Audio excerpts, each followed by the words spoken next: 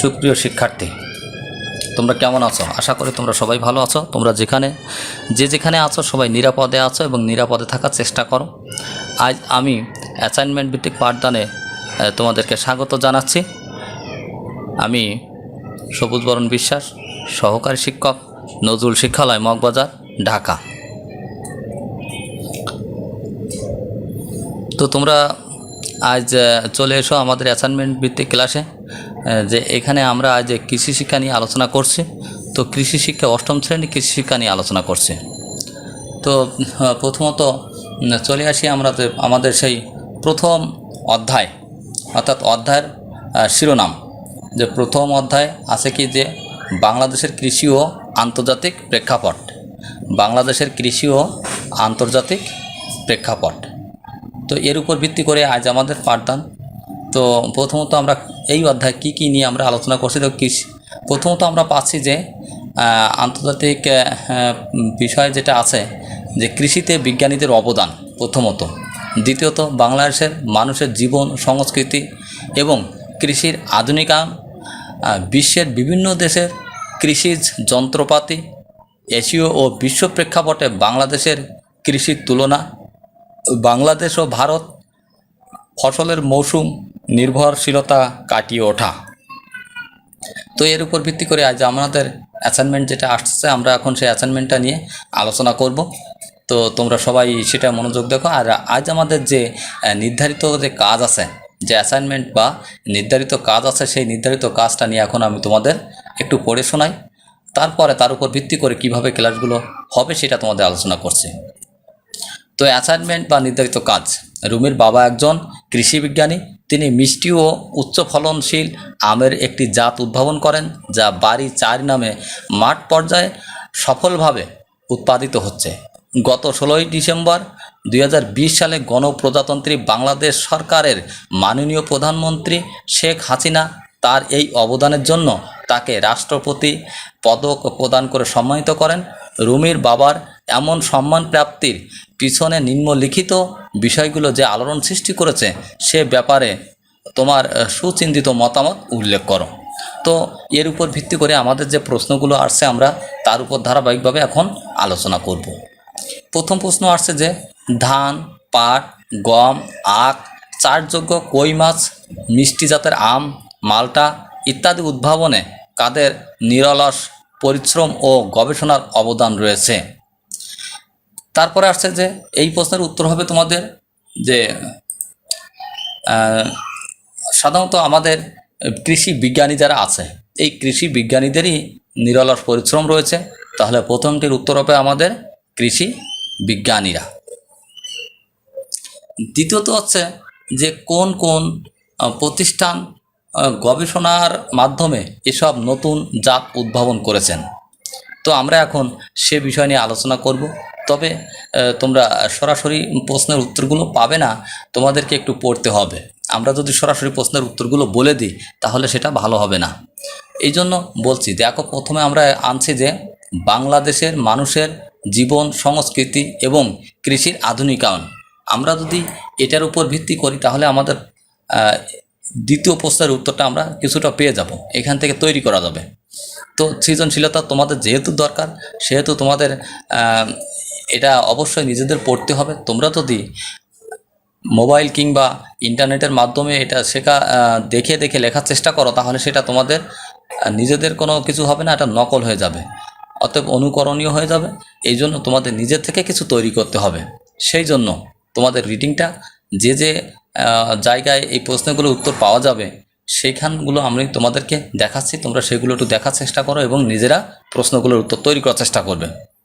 যেমন আছে বাংলাদেশের মানুষের জীবন, সংস্কৃতি এবং কৃষি এক সুতোয় গাঁথা। প্রাচীনকাল থেকেই কৃষি ছিল এ দেশের মানুষের অন্যতম অবদান। সময়ের ধারাবাহিকতায় সেই প্রাচীন কৃষিতে লেগেছে আধুনিকতার ছোঁয়া। আধুনিক কৃষি বিজ্ঞান ও প্রযুক্তির ব্যবহার কৃষি উৎপাদনে বয়ে আনছে ব্যাপক সাফল্য। অথচ কৃষি প্রধান এই দেশে এক সময় অভাব অনাটন লেগেই ছিল।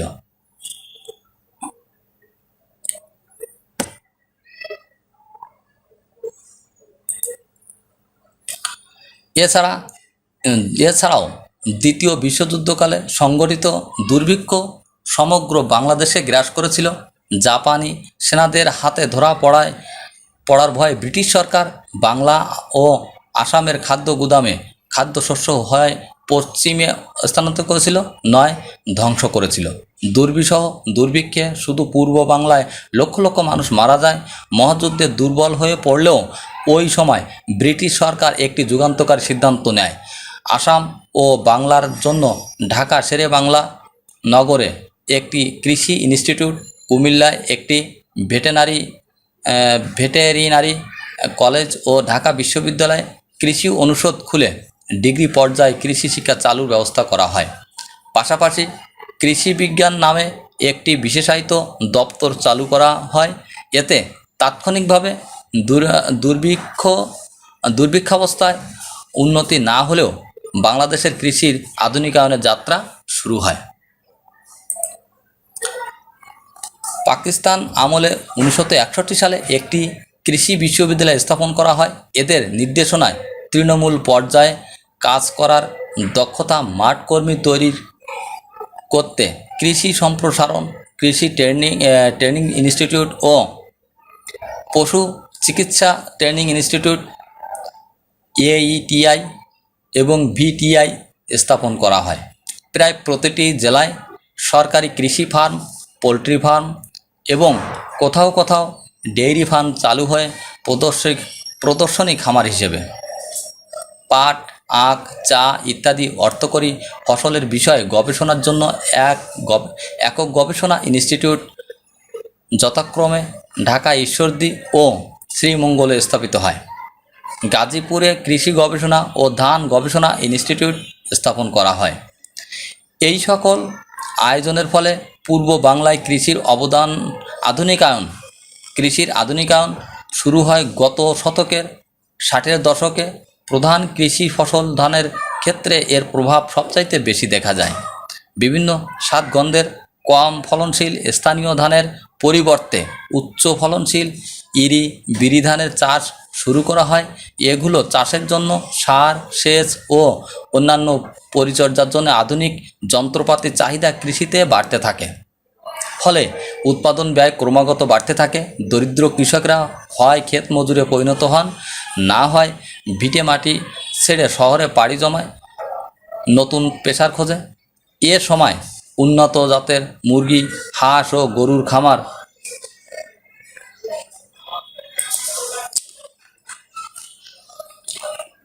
গরুর খামারের দিকে ঝুঁকে পড়ে। বর্তমানে বাংলাদেশের 4টি পূর্ণাঙ্গ কৃষি বিশ্ববিদ্যালয় ও একটি পূর্ণাঙ্গ ভেটেরিনারি বিশ্ববিদ্যালয় চালু রয়েছে। প্রায় সকল বিজ্ঞান ও প্রযুক্তি বিশ্ববিদ্যালয়ে কৃষি বিজ্ঞান পড়ানোর পাশাপাশি শিক্ষকগণ গবেষণা করে থাকেন। তাদের গবেষণার প্রাপ্ত উন্নত জাত ও উৎপাদন প্রযুক্তির সম্পর্কে কৃষি সম্প্রসারণ কর্মকর্তা ও মাঠ কর্মীরা কৃষকদেরকে অবহিত করেন। ফলে দেশের কৃষির উৎপাদনে দ্রুত অগ্রগতি সাধিত হচ্ছে। হাইব্রিড রাইস নামে এক ধরনের ধান রয়েছে। নিয়মকানুন মেনে চাষ করলে প্রচলিত উচ্চ ফলনশীল ধানের চেয়েও এই ধান বেশি ফলন দেয়। বিজ্ঞানীরা নানা ধরনের ফুল, ফল, শাক সবজি, মুরগি, গরু, মাছ ও বৃক্ষ বিদেশ থেকে এনে এদের কৃষিতে সংযোজন করেছে।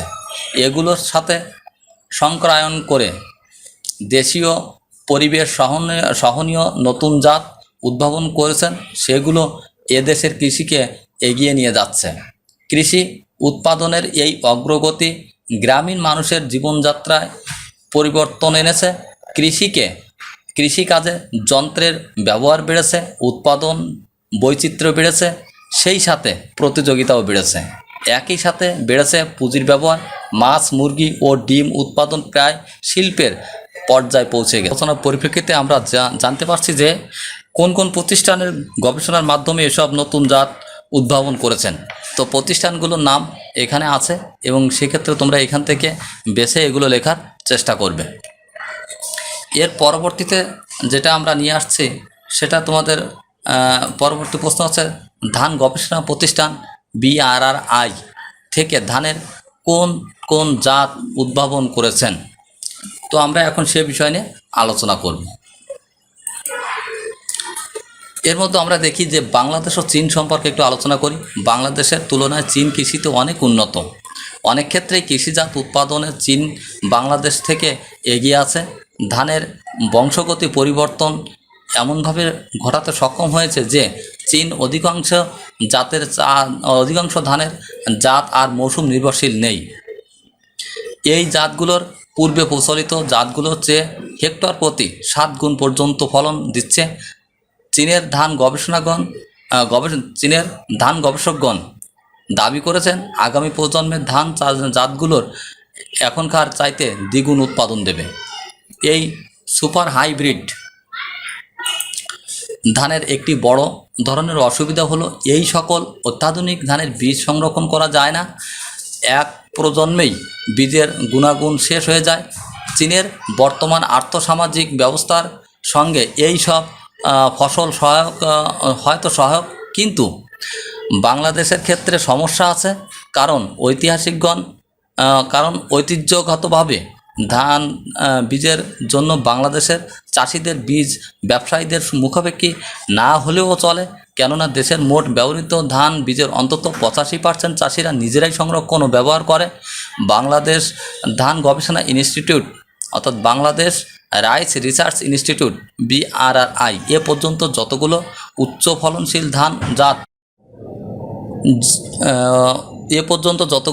ফলনশীল ধান জাত হাই ইয়েল্ডিং ভ্যারাইটি HYV উদ্ভাবন করেছে, সেগুলোর বীজ ধান খেতেই উৎপাদন করা যায় এবং চাষিরা পরবর্তী ফসলের জন্য বীজ সেখান থেকে সংরক্ষণ করতে পারেন। অর্থাৎ ধান বীজের জন্য বাংলাদেশের চাষিদের এক ধরনের সার্বভৌমত্ব রয়েছে।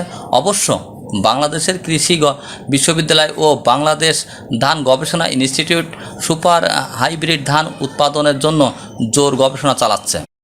তাহলে আমরা এর মধ্যেই আমাদের তৃতীয় প্রশ্নের উত্তরটি দিয়ে দিলাম। যেমন BRRI থেকে ধানের কোন কোন জাত উদ্ভাবন করেছেন। এখন আসছে কৃষি বিজ্ঞানীরা ধান ছাড়াও অন্যান্য কি জাত উদ্ভাবন করেছেন যা কৃষকেরা মাঠে চাষাবাদ করে বাংলাদেশের অর্থনীতিকে এগিয়ে নিয়ে যাচ্ছেন। তো এখন সেই পর্যায়ে আমরা দেখছি যে বাংলাদেশ ও ভারতের সম্পর্কে একটু আলোচনা করি। যেমন আমাদের পার্শ্ববর্তী দেশ ভারত, এদেশের সঙ্গে আমাদের ঐতিহাসিক ও সাংস্কৃতিক সম্পর্ক রয়েছে। কৃষির ক্ষেত্রে এই যোগাযোগ দুই দেশেরই ঐতিহ্যের অঙ্গ। দুটি দেশই জনসংখ্যার দ্রুত বৃদ্ধি দ্বারা সমস্যাগ্রস্ত। এই বিপুল দ্রুত বর্ধনশীল জনগোষ্ঠীর ক্ষুধা নিবারণের গুরুভার দেশ দুটির কৃষক সমাজের উপর ন্যস্ত। ভারতের কৃষি বাংলাদেশের তুলনায় অনেক অগ্রসর। ধান সহ অন্যান্য শস্য, ডাল, ফুল, ফল, শাক সবজি, ভোজ্য তেলবীজ, তুলা, আখ, পোলট্রি, ডেইরি, মৎস্য সহ প্রায় সকল কৃষি পণ্য উৎপাদন ভারত বাংলাদেশ থেকে এগিয়ে। ভারতে রয়েছে বিশ্বের সর্ববৃহৎ ডেইরি সমবায় প্রতিষ্ঠা, যা বিশ্বের জন্য অনুকরণীয় উদাহরণ। একই ইতিহাসে ঐতিহ্যের অংশীদারি হওয়ার পর গত 60-70 বছরে এই ব্যতিক্রমী পরিবর্তনের ধারা চলেছে। এরপর দুটি কারণে, একটি হলো ভারতের কৃষক বাংলাদেশের কৃষকদের চেয়ে অনেক সংগঠিত, অপরটি হলো কৃষি বিজ্ঞান ও প্রকৌশল ভারতের অভূতপূর্ব অগ্রগতি। ভারতীয় বিজ্ঞানীরা শুধু ভারতের কৃষিকেই নয়, বিশ্বের কৃষিকেও নেতৃত্ব দিচ্ছেন। অবশ্য ভারতে কাজের ক্ষেত্রেও বিশাল। বাংলাদেশের প্রায় 18 গুণ বড় এই দেশটিতে কৃষি পরিবেশের বৈচিত্র্য একদিকে যেমন চ্যালেঞ্জ, অপরদিকে ততটাই সম্ভাবনাময়। মরু অঞ্চল থেকে শুরু করে বরফাবৃত অঞ্চল, নিচু জলাভূমি থেকে শুরু করে পার্বত্য অসমতল ভূমির অনুর্বর খরা প্রবণ এলাকা থেকে নদীবিধৌত উর্বর অঞ্চল রয়েছে। দেশের এক অঞ্চলে যখন তুষারছায়াচ্ছন্ন শীতকাল, অন্য অঞ্চলে তখন গ্রীষ্ম বা বসন্তকাল। ফলে ভারতের সর্বত্র প্রায় সব ধরনের ফসল সারা বছরই উৎপাদিত হচ্ছে। এত কিছুর পরও উভয় দেশের প্রায় সকল ফসলের জমির ইউনিট প্রতি গড় উৎপাদন কাছাকাছি। আবার ভারতে কিছু কিছু রাজ্য রয়েছে যেমন পাঞ্জাব, হরিয়ানা বা কেরালা, যেখানে ইউনিট প্রতি উৎপাদন অনেক বেশি। পাট, চামড়া, ইলিশ ইত্যাদি কিছু পণ্য ছাড়া প্রায় সব কৃষি পণ্য ভারত থেকে বাংলাদেশে রপ্তানি হয়। এ পর্যায়ে আমরা দেখতে পাচ্ছি যে কৃষি বিজ্ঞানী ধান ছাড়া অন্যান্য কি কি জাত উদ্ভাবন করেছেন, যা কৃষকেরা মাঠে চাষাবাদ করে বাংলাদেশের অর্থনীতিতে এগিয়ে নিয়ে যাচ্ছে। তাহলে দেখা যাচ্ছে এখানেও আমাদের হাঁস, মুরগি সহ মাছ, অন্যান্য প্রাণী বা যেগুলো আছে সবগুলো এখানে আলোচনা করা হয়েছে। হ্যাঁ, যেমন শস্য, ডাল, ফল, ফুল, শাক, সবজি, ভোজ্য তেল, বীজ, তুলা, আখ, পোলট্রি, ডেয়ারি, মৎস্যসহ অনেক কৃষিপণ্য উৎপাদন বাংলাদেশও করে ফেলেছে, যা আমাদের কৃষিকে আরও কৃষি অর্থনীতিকে আরও এগিয়ে নিয়ে যাচ্ছে। এ সমস্ত কৃষিজাত দ্রব্য উৎপাদনের মাধ্যমে মানুষের কোন ধরনের কর্মসংস্থানের সুযোগ সৃষ্টি হয়েছে, তো এই পর্যায়ে আমরা এখন আলোচনা করব। তো দেখছি এখন কি যে ফসলের মৌসুম নির্ভরশীলতা কাটিয়ে ওঠা। এখানে আমাদের আগে এইটা জানতে হবে যে ফসলের ক্ষেত্রে মৌসুম নির্ভরশীলতা কাটিয়ে ওঠার প্রধান কারণ হলো দিনের দৈর্ঘ্য সংবেদনশীলতা। এই দিবা দৈর্ঘ্য সংবেদনশীলতা দূর করতে বা কমিয়ে দিতে পারলে, অর্থাৎ একটি মৌসুম নির্ভর ফসলকে মৌসুম নির্ভরতা মুক্ত করতে পারলে ফসলটি যে কোনো মৌসুমে উৎপাদন করা যায়। কিছু কিছু উপযোগিতা আছে, দেখি উপযোগিতাগুলো। বাজারে অসময়ে ফল বা সবজি চাহিদা খুবই বেশি। এই অসময়ের ফসল উচ্চ মূল্যে বিক্রি হয়। কৃষক ও খুচরা বিক্রেতা উভয়ই বাড়তি পয়সা উপার্জন করতে পারে। বিশেষ করে আগাম ফসল বাজারজাত করতে পারলে বেশি দাম পাওয়া যায়। ঋতুচক্র সংশ্লিষ্ট কর্মহীনতা দূর করে কৃষকেরা মোটামুটি সারা বছর কর্মব্যস্ত রাখতে পারে। একই কারণে গ্রামীণ কর্মশক্তিকে সারা বছর কাজের নিশ্চয়তা দিতে পারে। মঙ্গা বা এই ধরনের সাময়িক দুর্ভিক্ষাবস্থা থেকে রক্ষা পাওয়া যেতে পারে। বাজারে কৃষিপণ্য বৈচিত্র্য বৃদ্ধি করতে পারে। পুষ্টি সমস্যার সমাধান হস্তান্তর করতে পারে। আমদানি নির্ভরতা কমিয়ে এনে বৈদেশিক মুদ্রা সাশ্রয় করতে পারে। বিদেশি ক্রেতাদের সারা বছর কৃষিপণ্যের লভ্যতার নিশ্চয়তা দেওয়া যায়। ফলে কৃষিপণ্যের বৈদেশিক বাণিজ্যের প্রসার ঘটানো যায়। কৃষি গবেষণাকে মৌসুম নির্ভর মুক্ত করা যায়। তাহলে আমরা দেখছি যে এই যে পর্যায়ের পরিপ্রেক্ষিতে আমরা কৃষিকে আরও এগিয়ে নিয়ে যেতে পারি এবং মানুষের বিভিন্ন কর্মসংস্থানের সুযোগ হতে পারে। অর্থাৎ যে ফলনগুলো আমরা আগে থেকে পেয়ে যাচ্ছি, যেটা আগে পেতাম না, এখন সেগুলো পেয়ে যাচ্ছি, তার মানে আমাদেরও কর্মসংস্থানের সুযোগ বেড়ে যাচ্ছে। বাজারে পুষ্টি সমস্যার সমাধানে সহজ হচ্ছে। সেক্ষেত্রেও আমাদের কৃষকেরা আগামভাবে এগুলো চাষাবাদ শুরু করছে। তাছাড়া বিভিন্ন পোলট্রি ফার্ম বা বিভিন্ন কৃষিজাত দ্রব্য বা যেমন পশুপালন, তাছাড়া মৎস্য চাষ ইত্যাদির মধ্য দিয়েও আমাদের অর্থনৈতিক উন্নয়ন হচ্ছে এবং মানুষের কর্মসংস্থান বৃদ্ধি পাচ্ছে।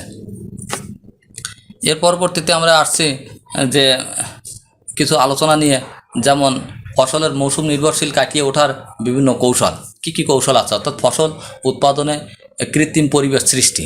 ফসল উৎপাদন কৃত্রিম পরিবেশ সৃষ্টি মানে ফসলের জীবতাত্ত্বিক গুণাগুণ পরিবর্তন না করেই এই কৌশলে যে কোনো দেশের ফসল উৎপাদন করা যায়।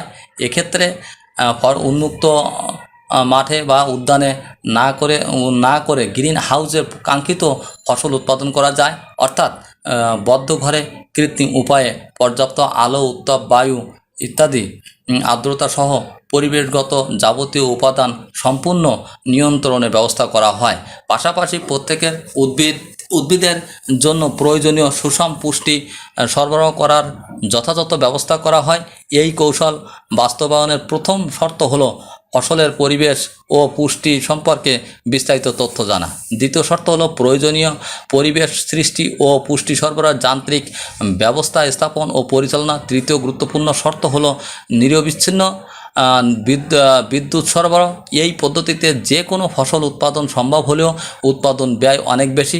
বিশেষ ফসল ছাড়া এই পদ্ধতি ব্যবহার করা যায় না। এই কৌশল কোনো ফসল বিপুল পরিমাণ উৎপাদন করা যায় না। সম্পূর্ণ নিয়ন্ত্রিত ব্যবস্থা হওয়ার এই পদ্ধতিতে ফসল হয় সম্পূর্ণ রোগমুক্ত ও স্বাস্থ্যসম্মত। আমাদের দেশে পরীক্ষামূলকভাবে এই পদ্ধতিতে ক্যাপসিকাম বা মিষ্টি মরিচ, স্ট্রবেরি ও টমেটো উৎপাদন করা হয়েছে। বর্তমানে এই ফসলগুলোর বাজার মূল্য অনেক বেশি। তারপর আসছে ফসলের জেনেটিক ও বংশগতির পরিবর্তন। ফসলের মৌসুম নির্ভরতা কাটিয়ে ওঠার এবং তুলনামূলক স্বল্প খরচের পদ্ধতি হলো ফসলের বংশগতির পরিবর্তন আনা। ফসলের জিনগত বিন্যাস বদলানোর, ফসলের দিবাদৈর্ঘ্য ও সংবেদনশীলতার জন্য দায়ী জিন ছাঁটাই করা অথবা এমন পরিবর্তন আনা যাতে তা প্রমাণিত হয়ে সমিত থাকে। সংক্রায়ন ও ক্রমাগত নির্বাচনের মাধ্যমে ছাড়াও অন্য বেশ কিছু আধুনিক উপায় এই লক্ষ্য অর্জন সম্ভব। এই ধরনের ফসলকে জিএমএ ফসল বা জেনেটিক্যাল মডিফাইড ক্রপ বলা হয়। এই বিশেষ কৌশলসমূহকে সাধারণভাবে বলা হয় জীবকৌশল বা বায়োটেকনোলজি। অভিজ্ঞ কৃষকের পর্যবেক্ষণ, চয়ন ও নিরীক্ষণ প্রক্রিয়ার মধ্য দিয়ে মৌসুম নির্ভরতা এড়াতে সক্ষম এমন ফসল উদ্ভাবন করা যেতে পারে। এগুলো মাঠ পর্যায়ে টিকে গেলে নতুন জাত বা ভ্যারাইটি কাল্টিভার হিসেবে স্বীকৃতিও পেতে পারে। কৃষক পর্যায়ে আবিষ্কৃত এই সব আগাম জাত, নাবি জাত মাঠ পর্যায়ে জনপ্রিয়তা লাভ করে। ফলে জনপ্রিয় কোনো কৃষিপণ্য বাজারে দীর্ঘ সময় ধরে পাওয়া যায়। এই সকল কৃষি পণ্যের উৎপাদনের ব্যয় খুব বেশি না হয় কৃষকের মুনাফা বৃদ্ধিতে বেশ অবদান রাখতে পারে। ফসলের জাত উদ্ভাবনের মানব সৃষ্টির এটাই সবচেয়ে সনাতন পদ্ধতি। তাহলে আমরা এতক্ষণ বুঝতে পারলাম যে কৃষিজাত দ্রব্য উৎপাদনের মাধ্যমে মানুষের কোন কোন ধরনের কর্মসংস্থানের সুযোগ সৃষ্টি হয়েছে।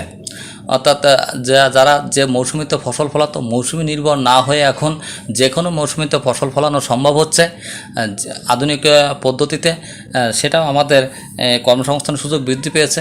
তাছাড়া এই যে বিভিন্ন কৃষিজাত দ্রব্য যেমন পোলট্রি, ডেয়ারি, তারপরে তোমার পশুপালন, মৎস্য চাষ ইত্যাদির মাধ্যমে তাদের কর্মসংস্থানের সুযোগকে বৃদ্ধি পেয়েছে। তো বন্ধুরা, সবাই ভালো থেকো। আজ আর নয়, পরবর্তী ক্লাস নিয়ে চলে আসবো অন্য কোনো বিষয়। সে পর্যন্ত তোমরা সুস্থ থেকো। ধন্যবাদ সবাইকে।